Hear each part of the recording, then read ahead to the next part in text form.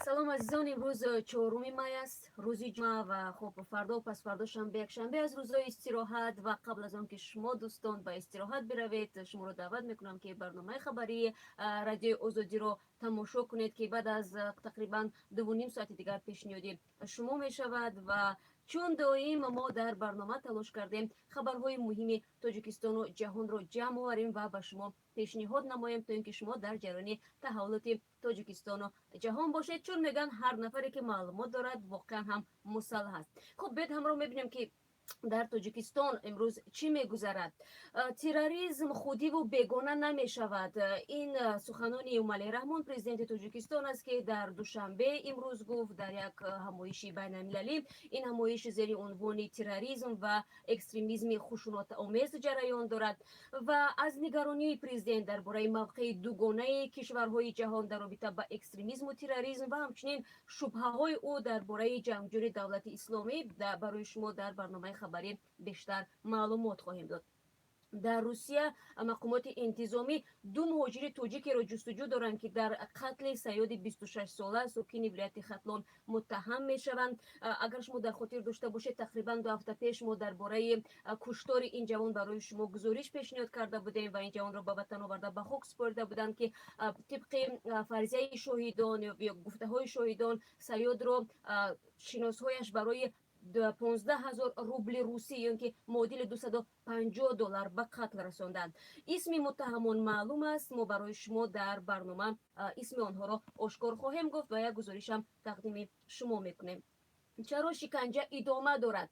باید مقامات تاجیکستان به این سوال امروز در نزد نمایندگان سازمان ملل متحد پاسخ بگویند. طوری معلوم می شود تا هنوز زیر انگشتان گذاشتن نیروی برق، با سیگار سوزاندن بدن و اینکه وانمود کردن تجاوز جنسی و چند نوعهای دیگری شکنجه هنوز در تاجیکستان معمول است که از سوی پلیس در نسبت بازداشت شده ها هنوز هم استفاده می شود. چون و چرای این موضوع را طور مفصل برای شما در برنامه خواهیم گفت. و همچنین دوستان عزیز، اگر در شبکه‌های اجتماعی مبادا برای شما یک دختر خوشندام و گیم با عکسای نیم اوریان پیام بفرستد یا اینکه نواری بفرستد، برای کشودن این پیام شما هرگز سراسیمه نشوید، چون که احتمال دارد که در پشت این پیام بلا یا اینکه ویروس است و احتمالاً معلومات های مخفی شما و معلومات های محرمانه شما که در کامپیوتر، در تلفن، که در آیپد شما است به دست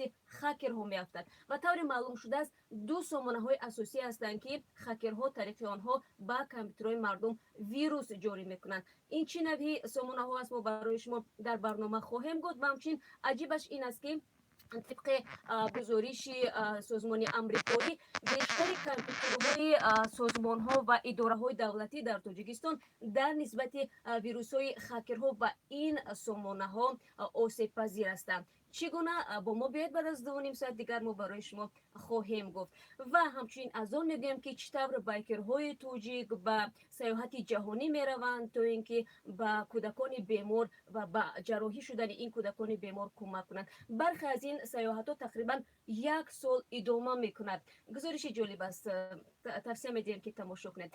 و طوری میبینید ما برنامه ما همگی 15 دقیقه است، شاید گزارش های زیاد در آن جای نشوند چون رادیو آزادی خبر گزارش های زیاد رو پیگیری میکند در سرتاسر کشور که در منطقه گوناگون تاجیکستان همکاران خود را داریم و خبرهای مهم را شما همچنین میتونید در سامانه ما www.azadi.org و البته کانال آزادی رادیو آزادی در یوتیوب زیر عنوان آزادی ویدیو پیدا کنید. و تشکر میگیم که شما برای تماشای ما رو پیگیری میکنید. و یک چیز رو میخواستم خاطر رسان کنم، البته ما میخوایم که در زیر نوارهای ما شرح‌های که کامنتاری های شما باشه، زیرا اکثر شما از ما میپرسید که چرا کامنتاری های ما پوشیده است که باز نمیشود.